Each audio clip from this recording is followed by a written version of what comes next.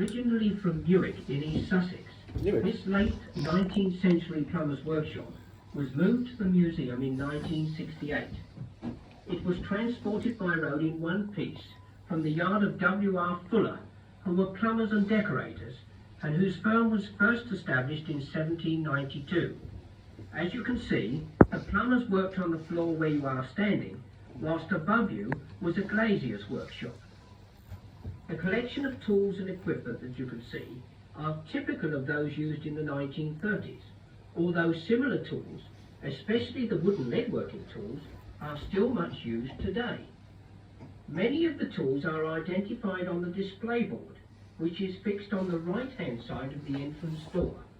If you look carefully, you will be able to see all the tools shown on the board somewhere in the workshop. The figure working at the bench is dressed as an employer plumber or boss would have been in the 1930s. In larger firms, a foreman plumber would sometimes be dressed in a similar manner.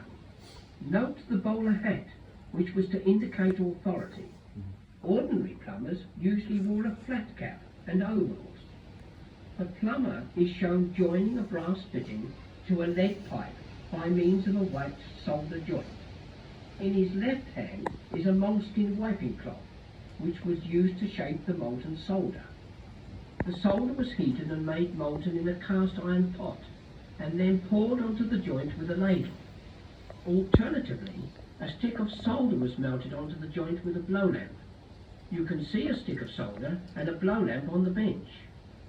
Solder for wiping joints is approximately made of 2 parts lead to 1 part tin.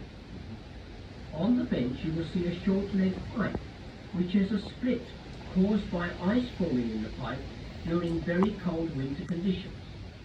When water turns to ice, it expands, and this can cause pipes to burst. Water regulations now demand that pipes that can be subject to damage by freezing are adequately lagged. This prevents most of the burst pipes that were a common winter problem in times past. On the bench there are also examples of sheet lead work and the tools used for this work. You can see a lead slate, which is used where a pipe penetrates through a tiled or slated roof. There is also a chimney